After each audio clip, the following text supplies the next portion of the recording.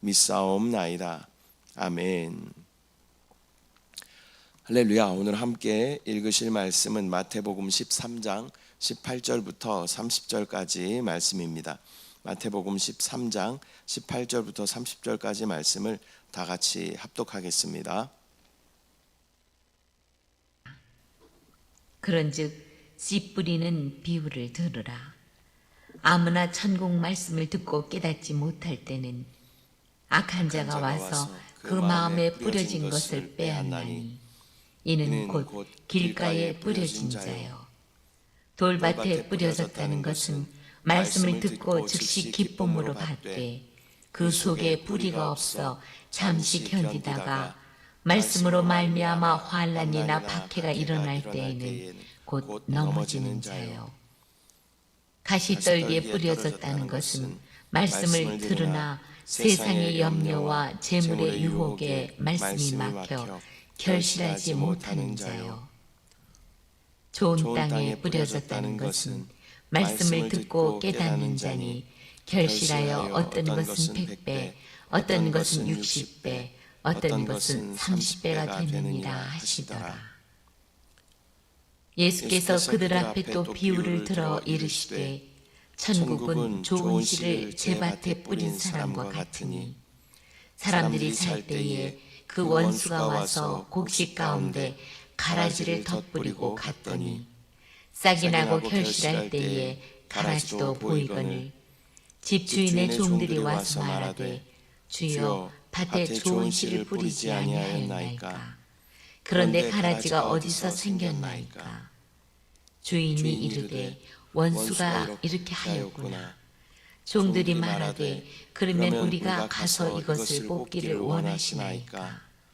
주인이 이르되 가만두라. 가라지를 뽑다가 곡식까지 뽑을까 염려하노라. 둘 다 추수 때까지 함께 자라게 두라.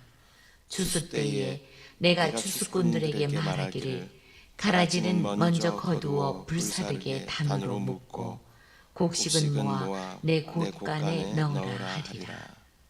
아멘. 할렐루야. 오늘은 마태복음 13장 18절부터 30절까지 말씀을 우리가 함께 읽었습니다. 예수님께서는 이 비유를 통하여서 하나님의 나라를 설명하십니다. 주님이 말씀하신 이 씨 뿌리는 비유와 이 가라지의 비유는 하나님의 말씀을 받아들이는 사람들의 마음 상태와 또 세상 속에서 자라나는 천국 백성들의 현실을 보여주고 있습니다. 이 두 비유는 단순히 농사의 비유가 아니라 오늘 우리 삶 속에서 하나님의 말씀을 어떻게 받아들여야 하는지, 또 악한 이 세상 속에서도 어떻게 우리가 믿음을 지켜야 하는지에 대해서 가르쳐 주고 있습니다. 먼저 18절 말씀. 그런즉 씨 뿌리는 비유를 들으라. 예수님은 씨 뿌리는 비유의 의미를 풀어서 설명하시기 시작하십니다. 제자들은 이 비유를 들었지만 그것이 구체적으로 무엇을 의미하는지 알 필요가 있었습니다. 그래서 예수님께서는 그것을 다시 한번 풀어서 설명하여 주십니다. 신앙생활 역시 마찬가지로 단순히 말씀을 듣는 것에서 끝나는 것이 아니라 말씀의 뜻을 깨닫는 것이 중요한 줄 믿습니다. 하나님 앞에 간구하며 또 우리 계시의 영이 열려지기로 간구하며 기도하면 하나님께서 그 말씀이 깨달아지게 하시는 줄 믿습니다. 19절. 아무나 천국 말씀을 듣고 깨닫지 못할 때는 악한 자가 와서 그 마음에 뿌려진 것을 빼앗나니 이는 곧 길가에 뿌려진 자요. 길가에 뿌려진 씨는 말씀을 듣지만 그것을 깨닫지 못하는 사람을 의미합니다. 말씀은 들리지만 마음에 깊이 새겨지지 못하기 때문에 악한 자가 와서 그 말씀을 빼앗아가 버린다라고 말씀합니다. 말씀을 지식적으로만 알고 또 마음의 변화로 이어지지 않으면 결국 믿음은 열매 맺지 못하게 되는 것입니다. 20절. 돌밭에 뿌려졌다는 것은 말씀을 듣고 즉시 기쁨으로 받되 돌밭에 뿌려진 씨는 말씀을 듣고 기쁨으로 받지만 돌밭이라는 것은 뿌리가 내리기 합당하지 않은 그러한 밭을 의미하는 것이죠. 그래서 뿌리가 없는 그러한 사람들을 가리키는 것입니다. 처음에는 뜨겁게 반응하는 것처럼 보이지만 또 신앙의 뿌리가 깊이 내리지 못하면서 작은 시험에도 쉽게 흔들립니다. 신앙생활을 하다 보면 교회 안에 들어와서 처음에 뜨겁게 신앙생활을 하는 분들이 있습니다. 그러나 그 말씀이 깊이 뿌리 내리지 못하기 때문에 작은 시험에도 금방 시험에 들고 또 교회를 나가고 또 교회를 박해하고 반대하는 그러한 사람들을 보게 되는 것입니다. 신앙은 어떤 감정적인 그러한 반응으로 끝나는 것이 아니라 인내와 지속이 필요한 줄 믿습니다. 21절, 그 속에 뿌리가 없어 잠시 견디다가 말씀으로 말미암아 환난이나 박해가 일어날 때에는 곧 넘어지는 자요. 핍박이나 환난이 다가오면 뿌리 없는 신앙은 쉽게 넘어지게 되는 것입니다. 이것은 신앙이 외적인 유익에 기대어 있을 때 생기는 그러한 현상입니다. 진정한 믿음은 고난 속에서도 하나님을 붙드는 뿌리를 내려야 하는 줄 믿습니다. 22절, 가시떨기에 뿌려졌다는 것은 말씀을 들으나 세상의 염려와 재물의 유혹에 말씀이 막혀 결실하지 못하는 자요. 가시떨기에 뿌려진 씨는 세상의 염려와 또 재물의 유혹에 막혀서 결실하지 못한다라고 말씀하고 있습니다. 신앙생활에서 가장 큰 방해는 때로는 고난이 아니라 풍요로움일 수 있습니다. 많은 사람들은 고난이 찾아오면 하나님 앞에 간구합니다. 상대적으로 고난이 있을 때 하나님 앞에 더 나와서 부르짖어 간구하는 것들을 우리가 경험하게 되는 것이죠. 그러나 또 반대로 부요함의 어떠한 그러한 축복이라고 이야기하지만 그것이 어쩌면 축복이 아닐 수도 있다는 것입니다. 이 부요함 때문에 세상의 어떤 쾌락과 또 세상이 주는 기쁨과 그 만족 가운데 살아가며 하나님께 나오지 못하고 또 여행 다니며 또 운동하며 그렇게 하나님께 나오지 못하는 그러한 사람들이 의외로 많이 있다라는 것입니다. 그래서 우리에게는 어떤 재물에 대한 부족함의 결핍에 대한 고난도 우리 가운데 있지만 때로는 부요함의 시험도 우리 가운데 있다라는 것을 우리는 기억해야 한다라는 것이죠. 세상은 세상적인 그러한 욕심과 근심이 말씀보다 앞서게 되면 또 말씀은 자라지 못하고 결국 열매 없는 그러한 삶이 되어버리는 것입니다. 23절, 좋은 땅에 뿌려졌다는 것은 말씀을 듣고 깨닫는 자니 결실하여 어떤 것은 100배, 어떤 것은 60배, 어떤 것은 30배가 되느니라 하시더라.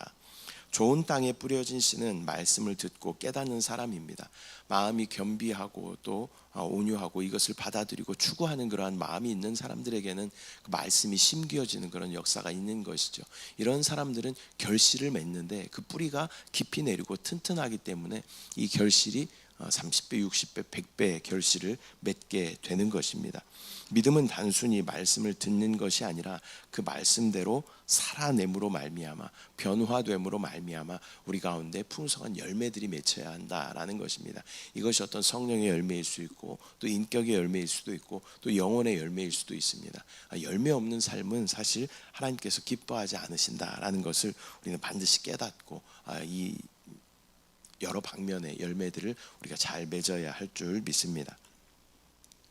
24절, 예수께서 그들 앞에 또 비유를 들어 이르시되 천국은 좋은 씨를 제 밭에 뿌린 사람과 같으니. 예수님은 이어서 또 다른 비유, 즉 가라지 비유에 대해서 말씀하십니다. 천국은 좋은 씨를 뿌린 밭과 같다라고 설명하십니다. 하지만 현실은 언제나 좋은 씨만 있는 것이 아니라 그 속에 악한 것이 함께 자란다라는 그러한 사실을 보여줍니다. 25절, 사람들이 잘 때에 그 원수가 와서 곡식 가운데 가라지를 덧뿌리고 갔더니. 원수가 몰래 와서 가라지를 뿌린다라는 말씀은 사탄이 은밀히 하나님의 일에 방해를 끼친다라는 것을 의미하는 것입니다. 교회 공동체 안에도 우리의 마음속에도 은밀하게 역사하는 어둠의 악한 영들이 있다라는 것입니다. 그래서 내 안에 이 좋은 열매들이 맺히지 못하도록 방해하는 그러한 악한 그러한 씨앗들도 있다라는 것을 우리는 반드시 기억해야 합니다. 또 교회 안에 또 어떤 사망의 요소들을 가지고 옴으로 말미암아 서로에게 안 좋은 영향력을 끼치는 그러한 분들도 있는 것이죠. 자기의 어떤 감정이나 환경에 대해서 너무 이렇게 드러내게 되면 또 다른 사람들에게 안 좋은 그러한 영향을 줄 수도 있다라는 것을 우리는 기억해야 할 줄 믿습니다. 26절 싹이 나고 결실을 할 때에 가라지도 보이거늘. 처음에는 알기 어렵지만 자라나면 좋은 곡식과 가라지가 구분되기 시작합니다. 또 신앙도 시간이 지나면서 그 생명이 드러나게 되는 것입니다. 또 우리의 신앙은 그 열매를 보고 우리의 신앙을 알 수 있는 것입니다. 우리가 정말 믿음 안에서 생명 가운데 신앙생활을 하면 그러한 열매가 우리 가운데 자연스럽게 맺혀지는 것입니다. 그러나 우리 입술 가운데 늘 불평이 있고 불만이 있고 그렇게 되면 또 우리 안에 그러한 열매들이 맺혀지게 되는 것입니다. 결국 열매가 그 사람의 믿음을 증거한다라는 것을 우리는 반드시 기억해야 합니다. 27절 28절 집주인의 종들이 와서 말하되 주여 밭에 좋은 씨를 뿌리지 아니하였나이까 그런데 가라지가 어디서 생겼나이까 주인이 이르되 원수가 이렇게 하였구나. 종들이 말하되 그러면 우리가 가서 이것을 뽑기를 원하시나이까. 종들이 주인에게 묻습니다. 좋은 씨를 뿌렸는데 왜 이런 가라지가 생겼습니까? 이것은 신앙 공동체 안에서 악이 왜 존재하는가에 대한 질문이기도 합니다. 하나님은 선하신데 왜 세상에 악이 있는가 하는 의문이 들기도 하는 것이죠. 이 질문의 주인은 원수가 그렇게 했다라고 대답합니다. 즉 악의 뿌리는 하나님께 있는 것이 아니라 사탄에게 있는 것입니다. 하나님은 완전한 선이시죠. 그러나 사단은 어떻게든 이 땅을 더럽히게 만들고 죄로 문들게 만들고 그 결과 자기를 따라 영원한 불못으로 가게 만들고 싶어하는 것이 사단의 계략인 것입니다. 하나님의 백성은 우리 이 사실을 잘 기억하며 또 악의 문제를 하나님 탓으로 돌리는 것이 아니라 어둠의 악한 영들이 있다, 사단의 역사가 있다라는 것을 우리는 인지하고 있어야 하는 것입니다. 29절 주인이 이르되 가만두라. 가라지를 뽑다가 곡식까지 뽑을까 염려하노라. 종들은 가라지를 뽑아낼까요? 라고 묻지만 주인은 뽑지 말라라고 말합니다. 이 열매가 맺히기 전까지는 이 가라지와 이 좋은 곡식을 구분하기가 쉽지 않습니다. 그렇기 때문에 열매 맺히기 전에 이것을 뽑아버리면 또 좋은 곡식도 뽑아버릴 수 있게 되는 것입니다. 이것은 지금 이 세상에서는 선과 악이 함께 자란다라는 것을 의미합니다. 성급하게 판단하거나 또 억지로 악을 제거하려는 인간의 시도가 오히려 선한 것까지 해칠 수 있음을 경고하는 그러한 말씀입니다. 30절 둘 다 추수 때까지 함께 자라게 두라. 추수 때에 내가 추수꾼들에게 말하기를 가라지는 먼저 거두어 불사르게 단으로 묶고 곡식은 모아 내 곶간에 넣으라 하리라. 주인은 추수 때까지 함께 자라도록 두라고 이야기합니다. 마지막 날에 하나님께서 알곡과 가라지를 분명히 구분하시고 심판하실 것입니다. 우린 이것을 믿어야 합니다. 왜 악인들이 잘 되고 우리가 하나님의 뜻을 따라 선하게 사는 사람들이 이렇게 힘들고 어려운가요? 이러한 질문들이 우리 가운데 있을지 모르겠으나 그러나 주님 만나는 그날에는 하나님께서 이것을 정확하게 구분하여 주시고 또 심판하여 주실 것이다 라는 그러한 믿음이 우리 가운데 있어야 하는 줄 믿습니다. 우리의 역할은 지금 이 땅에서 하나님의 말씀을 붙들고 또 알곡으로 자라나는 것이며 또 심판은 하나님의 주권에 속한 것이다 라는 것을 우리는 반드시 기억해야 합니다. 우리가 이것을 판단하고 결정하고 정죄하는 것이 아니라 이 주권은 하나님께 있다라는 것을 우리는 믿음으로 바라봐야 할 줄 믿습니다. 오늘은 마태복음 13장 18절부터 30절까지 말씀을 함께 나누었습니다. 이 씨 뿌리는 비유와 가라지의 비유는 두 가지 중요한 사실을 우리 가운데 가르쳐 줍니다. 먼저는 말씀을 어떻게 받아들이냐에 따라서 인생의 열매가 달라진다라는 것입니다. 또한 이 세상에서는 선과 악이 함께 존재하지만 마지막 심판의 날에는 반드시 이것이 구분되고 심판하신다라는 것을 우리는 반드시 기억해야 합니다. 그래야 우리 가운데 소망이 있습니다. 안 그러면 늘 원망과 불평과 억울한 마음이 우리 가운데 있게 되는 것입니다. 그러나 주님의 날은 반드시 우리 가운데 임한다. 그때는 하나님께서 반드시 그것들을 심판하실 것이다 라는 그러한 믿음이 저와 여러분 가운데 정확하게 있어야 할 줄 믿습니다. 그러므로 지금 우리는 이 마음의 밭을 갈아서 말씀을 깊이 새기고 또 세상의 유혹과 악한 세력 속에서도 굳건하게 믿음을 잘 지키고 열매 맺는 신앙이 되어야 할 줄 믿습니다. 기도하겠습니다. 사랑의 주님, 은혜와 사랑을 감사드립니다. 오늘 마태복음 13장 말씀을 통하여서 또 씨 뿌리는 비유의 의미와 가라지의 비유의 의미를 다시 한번 깨닫게 하심을 감사합니다. 좋은 밭 되게 하시고 좋은 열매 맺을 수 있도록 주여 인도하여 주시옵소서. 아버지, 또한 주님 오시기 전까지 이 세상은 어둠의 악한 영과 또 세상 주관자들이 함께 또 다스리는 그러한 시대를 우리가 지나고 있습니다.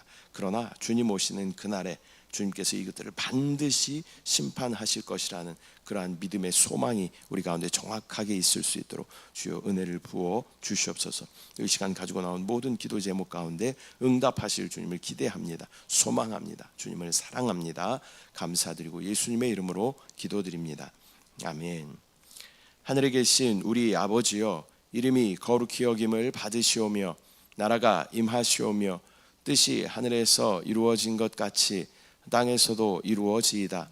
오늘 우리에게 일용할 양식을 주시옵고 우리가 우리에게 죄 지은 자를 사하여 준 것 같이 우리 죄를 사하여 주시옵고 우리를 시험에 들게 하지 마시옵고 다만 악에서 구하시옵소서.